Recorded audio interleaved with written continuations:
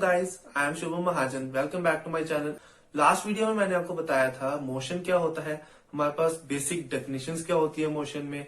हमने डिस्टेंस की बात की थी, डिस्प्लेसमेंट की बात की थी, स्पीड एंड वेलोसिटी की भी बात की थी। उसके बाद हमारी एक नेक्स्ट टर्म और आती है जिसे हम कहते हैं एक्सेलरेशन। तो आज हम उसके बारे में बात करेंगे और हमारी डिफरेंट टाइप्स ऑफ मोशन क्या होते हैं वो हम उस चीजों के बारे में बात करेंगे। तो स्टार्ट करते हैं वीडियो को। दोस्तों, टाइप्स ऑफ मोशन की जब बात करें तो हमें सभी को पता होता है कि हमारी टाइप्स क्या होती है, एक यूनिफॉर्म मोशन और एक नॉन यूनिफॉर्म मोशन। बट उससे पहले एक और छोटी सी टाइप्स होती है, 5 मिनट लगेंगे, पहले हम उसको समझ लेते हैं। अगर हम मोशन की टाइप्स की बात करें बेस्ड ऑन इट्स डायरेक्शन, तो हमारे पास फर्स्ट आता है motion in a straight line. Motion in a straight line का मतलब होता है कि हमारा जो मोशन है वो एक स्ट्रेट लाइन में हो रहा है। सपोज करिए एक ऑब्जेक्ट है, जैसे एक एंट समझ लेते हैं। एंट एक स्ट्रेट लाइन में मूव कर रही है, तो हम क्या कह सकते हैं कि वो जो एंट है किस डायमेंशन में मूव कर रही है। डायमेंशन का हमें कॉन्सेप्ट पता है कि अगर हमारा एक ही एक्सिस की बात करें या एक ही कार्टेशियन सिस्टम के एक्सिस की बात करें तो हम उसे क्या कहते हैं, वन डायमेंशनल मोशन, जिसमें हमारा सिर्फ एक ही डायमेंशन इंक्लूड होता है। तो ऐसे मोशन को हम क्या कहते हैं, motion in a straight line. Second हमारा होता है मोशन ऑन अ प्लेन, जिसको हम टू डायमेंशनल मोशन भी कहते हैं, जिसमें हमारे पास x axis and y axis, दो एक्सिस होते हैं हमारे पास। ये एक्स एक्स डैश, ये वाई वाई डैश, पॉजिटिव यहाँ पर, नेगेटिव यहाँ पर, पॉजिटिव यहाँ पर, नेगेटिव यहाँ पर। ये तो हमें पता है बचपन से, ठीक है। ये हमारा होता है मोशन ऑन अ प्लेन, यानी कि टू डायमेंशनल मोशन। सपोज करिए ये प्लेन जैसे एक बोर्ड पे है, मैंने मार्कर की निब को यहाँ पे रखा और ऐसे से मूव कर रहा हूँ, तो मार्कर की जो निब की अगर मोशन की बात की जाए तो वो एक ही प्लेन बोर्ड पर मूव हो रही है। तो ऐसे डायमेंशनल मोशन को हम क्या बोलते हैं, मोशन इन अ प्लेन या फिर motion in two dimensional. Third है हमारा थ्री डायमेंशनल मोशन। जैसे कि हमारा ये रूम है, तो इस रूम में अगर मेरा हाथ अपना यहाँ से यहाँ ऐसे ऊपर नीचे कहीं पे भी मूव कर रहा हूँ, तो हमारे मैं कह सकता हूँ कि मेरा हाथ किस डायरेक्शन में मूव कर रहा है, थ्री डायमेंशनल मोशन में मूव कर रहा है। कि वो इसका एक्स कोऑर्डिनेट भी चेंज हो रहा है, वाई कोऑर्डिनेट भी चेंज हो रहा है और जेड कोऑर्डिनेट भी चेंज हो रहा है। तो हमारे ये तीन बेसिक टाइप्स है। इसके बाद हमारी आती है एक्चुअल टाइप्स, जिसे हम कहते हैं uniform motion and non uniform motion. इन्हीं के साथ में आपको समझाऊंगा एक्सेलरेशन की टर्म क्या होती है। दोस्तों, मैंने भी बात की uniform motion and non uniform motion की। अब uniform motion and non uniform motion हमारी मोशन की टाइप्स होती हैं depending upon the parameters like speed, velocity and acceleration. यानी कि जब हम स्पीड, वेलोसिटी और एक्सेलरेशन को कंसीडर करके हमारी मोशन की टाइप्स बनाए तो हमारी दो टाइप्स बनती है, uniform motion and non uniform motion. Uniform motion क्या होता है, जब हमारा कोई object same distance same time में ट्रेवर्स करे तो हम उसे कहते हैं कि वो हमारा कौन सा है, यूनिफॉर्म मोशन। वही जब हमारा कोई ऑब्जेक्ट सेम डिस्टेंस अगर डिफरेंट डिफरेंट टाइम इंटरवल्स में ट्रेवर्स करे तो हम उसे कहते हैं नॉन यूनिफॉर्म मोशन। अब नॉन यूनिफॉर्म मोशन हमारा दो टाइप्स में होता है, यूनिफॉर्मली एक्सेलरेटेड मोशन, यानी कि हमारी जो एक्सेलरेशन वाला पैरामीटर है वो अगर कांस्टेंट रह रहा है तो हम उसे कहते हैं यूनिफॉर्मली एक्सेलरेटेड मोशन। और अगर हमारी एक्सेलरेशन भी चेंज हो रही है तो हम उसे कहते हैं नॉन यूनिफॉर्मली एक्सेलरेटेड मोशन। ये हमारा बेसिक टाइप्स ऑफ मोशंस है जो हमारी एक्चुअली हमारा हम स्टडी करने वाली है। अब इन्हीं को थोड़ा डिटेल में समझते हैं।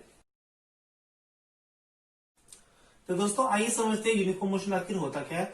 यूनिफॉर्म मोशन में हमारे पास सपोज कर लीजिए एक ऑब्जेक्ट है, वो इस तरह से मोशन में मूव कर रहा है, यानी कि ए से बी मूव कर रहा है, बी से सी मूव कर रहा है और सी से डी मूव कर रहा है। तो जब वो ए से बी मूव कर रहा है तो वो मूव कर रहा है डिस्टेंस 5 मीटर और टाइम ले रहा है 5 सेकेंड।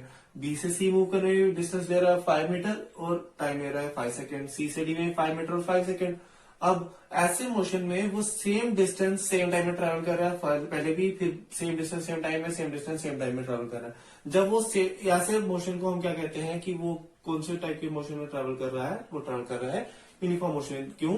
क्योंकि वो सेम डिस्टेंस सेम टाइम के ट्रेवल कर रहा है। अब यहाँ पर एक चीज समझने की बहुत ही ज्यादा जरूरी है कि यूनिफॉर्म मोशन किस केस में होता है, जब हमारा ऑब्जेक्ट स्ट्रेट लाइन में मूव कर रहा है।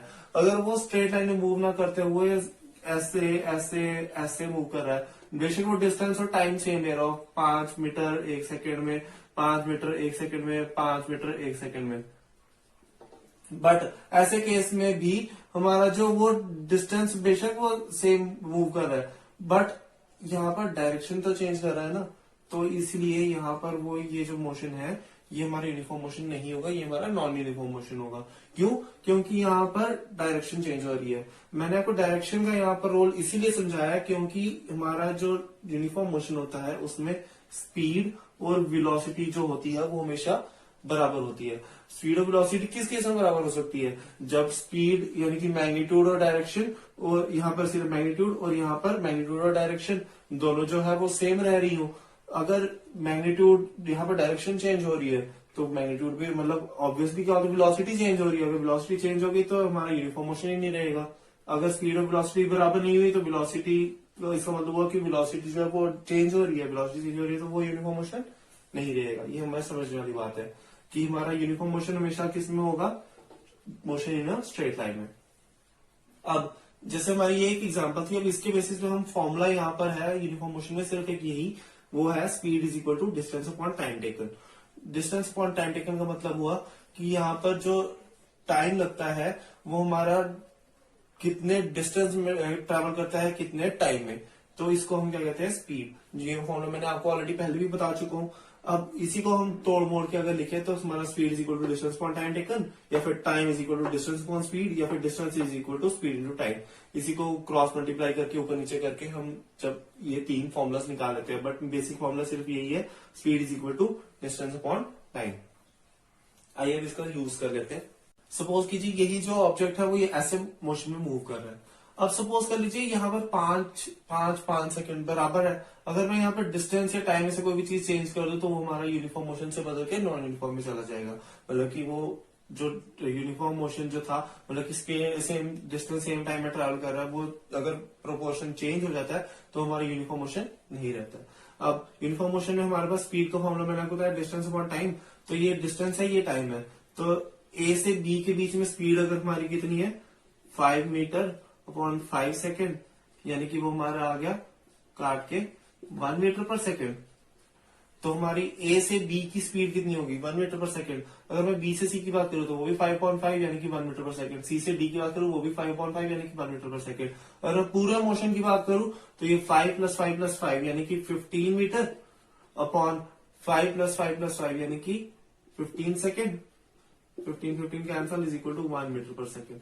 यानी कि अगर मैं चाहे पूरे मोशन की बात करूं या फिर इंटरवल्स की बात करूं, हमारी स्पीड कांस्टेंट रह रही है। अगर स्पीड कांस्टेंट रहती है तो हमारे मोशन कौन सा होता है? Uniform motion. ये है हमारा स्पीड का फॉर्मूला। इसको किस तरह से यूज करते हैं हम यूनिफॉर्म मोशन में, ये भी मैंने आपको समझा दिया। अब एक चीज हमारी याद रखने वाली है वो ये कि यूनिफॉर्म मोशन में सिर्फ और सिर्फ एक यही फॉर्मूला यूज होता है। इसके अलावा यूनिफॉर्म मोशन में और कोई भी फॉर्मूला नहीं है। दो हमारी जो equations of motion v is equal to u plus a t, या ये सब जो इक्वेशंस है ये हमारी यूनिफॉर्मली एक्सेलरेटेड मोशन में आती है। यहाँ पर सिर्फ और सिर्फ यही फॉर्मूला यूज होता है जिसका हमारा है speed is equal to distance upon time taken. Uniform motion में हमारा सिर्फ और सिर्फ यही फॉर्मूला यूज होता है। दोस्तों स्पीड के साथ ही हमारी नेक्स्ट चीज समझने वाली है एवरेज स्पीड। एवरेज स्पीड हमारी क्या होती है? Total distance upon total time. Total distance upon total time का क्या मतलब हुआ कि सपोज कर लीजिए एक ऑब्जेक्ट, यही ऑब्जेक्ट की बात करूं मैं, ऐसे मोशन में मूव ना करने की बजाय वो सपोज करो यहाँ पर 6 सेकंड ले लेता है, यहाँ पर 4 सेकंड ले लेता है, तो हम कह सकते हैं कि वो जो इंटरवल्स है उसकी वेलोसिटी जो स्पीड है वो डिफरेंट वेरी कर रही है। मतलब इतने से टाइम में वो यूनिफॉर्म मोशन है, इतने टाइम में वो यूनिफॉर्म मोशन है, इतने टाइम में वो यूनिफॉर्म मोशन है, बट ओवरऑल वो यूनिफॉर्म मोशन तो नहीं दिखाई दे रहा ना। यहाँ पे 5 मीटर में 5 सेकंड लग रहे हैं, 5 मीटर में यहाँ पे 6 सेकंड लग रहे हैं, यहाँ पे 5 मीटर में 4 सेकंड लग रहे हैं, यानी कि टाइम वेरी कर रहा है। बट हमारा जो ओवरऑल जो अगर हम इतनी इंटरवल्स की बात करें, फॉर एग्जांपल ए से बी की बात करें वो यूनिफॉर्म मोशन है, इसकी बात करें वो यूनिफॉर्म मोशन है, इसकी बात करें वो यूनिफॉर्म मोशन है, इतने तक जो स्मॉल चंक्स है वो उन चंक्स में हमारा जो वो मोशन है वो यूनिफॉर्म मोशन है। बट ओवरऑल जो है हमारा मोशन का होता है हमें नहीं पता कि वो यूनिफॉर्म है नॉन यूनिफॉर्म है। तो ऐसे मोशन में हम क्या करते हैं? हम एवरेज स्पीड का कॉन्सेप्ट यूज करते हैं। एवरेज स्पीड का क्या मतलब होता है कि हमने टोटल डिस्टेंस कितना ट्रेवल किया और कितने टाइम में ट्रेवल किया, अगर हम इसका रेशियो निकाल ले तो हम उसे कहते हैं एवरेज स्पीड। अब जैसे कि यही वाला केस ले लेते हैं, तो इसमें हम कर लेते हैं 5 प्लस 5 प्लस 5 यानी कि 15 मीटर और 5 प्लस 6 प्लस 4 यानी कि 15 सेकेंड। तो ये ले लीजिए हमारे पास इसका 1 मीटर पर सेकेंड का एवरेज स्पीड निकल गई। तो दोस्तों हमारा यूनिफॉर्म मोशन के बाद नेक्स्ट कॉन्सेप्ट आता है हमारा non uniform motion. Non uniform motion हमारा क्या होता है, सपोज कर लीजिए कोई ऑब्जेक्ट हमारा डिफरेंट डिस्टेंस ट्रेवल करता है in different intervals of time, यानी कि या फिर एक ही डिस्टेंस ट्रेवल करता है in different intervals of time, या फिर एक ही इंटरवल ऑफ टाइम में डिफरेंट डिफरेंट डिस्टेंस ट्रेवल करे। तो ऐसे केस में हमारा क्या होता है, वो हमारा क्या मोशन होता है, नॉन यूनिफॉर्म मोशन। दोस्तों एक्सेलरेशन की अगर हम बात करें तो एक्सेलरेशन हमारी क्या होती है, rate of change of velocity with respect to time is called as acceleration. यानी कि हमारी वेलोसिटी टाइम के रिस्पेक्ट में कितना चेंज कर रही है, अगर हम उसकी रेशो निकाल दें तो हम क्या कहते हैं कि वो हमारी क्या है, एक्सेलरेशन। एक्सेलरेशन को हम डिनोट करते हैं स्मॉल ए से, और ये रिप्रेजेंट की जाती है मीटर पर सेकंड स्क्वायर में, यानी कि इसकी जो ऐसे यूनिट होती है वो होती है मीटर पर सेकंड स्क्वायर। सपोज कर लीजिए एक वेलोसिटी हमारी एक इंटरवल पे हमारी चेंज होके 5 से 10 मीटर पर सेकंड में चेंज हो रही है इन 2 सेकेंड्स, तो हमारा 10 माइनस 5 यानी कि 5 मीटर पर सेकेंड, 5/2 यानी कि 2.5 हमारी क्या होगी, एक्सेलरेशन। एक्सेलरेशन को हमारा रिप्रेजेंट किससे करते हैं, मीटर पर सेकंड स्क्वायर। ऊपर मीटर पर सेकंड आ गया और नीचे एक और सेकंड आ गया, तो यानी कि मीटर पर सेकंड स्क्वायर हो गया हमारा एक्सेलरेशन की यूनिट। तो ये होती है हमारी एक्सेलरेशन। एक्सेलरेशन हमारा इतना छोटा कॉन्सेप्ट नहीं है, एक्सेलरेशन हमारा एक वास्ट कॉन्सेप्ट है, और इसी के बेसिस पर हमारे नेक्स्ट जो टॉपिक है वो है हमारा इक्वेशंस ऑफ मोशन। अब एक्सेलरेशन क्या होती है, कैसे बनती है, उस पर वेलोसिटी का क्या इफेक्ट पड़ता है, वो सब चीजें हम इक्वेशंस ऑफ मोशंस के साथ साथ समझेंगे, वो हम नेक्स्ट वीडियो में करेंगे। और आज की वीडियो अगर आपको पसंद आ रही हो और पिछली भी वीडियोस अगर आपको मेरी पसंद आ रही हो, अगर आपको लगता है कि मैं आपको किसी भी काम आ पा रहा हूं, तो प्लीज प्लीज प्लीज मेरे चैनल को सब्सक्राइब करें और ज्यादा से ज्यादा मेरे चैनल को शेयर करें। और अगर मैं आपको मेरी वीडियोस अच्छी लग रही हो तो लाइक करें, और अगर आपको इसमें कोई भी डाउट आ रहा हो या फिर कुछ भी आपको लग रहा हो मैं थोड़ा स्लो करा रहा हूँ, फास्ट करवा रहा हूँ, तो आप मुझे कमेंट में जरूर मेंशन करें, और प्लीज ज्यादा से ज्यादा मेरी वीडियो को शेयर करें। Thank you so much.